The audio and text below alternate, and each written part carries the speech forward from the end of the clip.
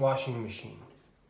You put the clothes inside, then you open this compartment and you can use this one for the softener, this one for the detergent. You have the detergent here, or if not, you can arrange one, and you choose the program you want.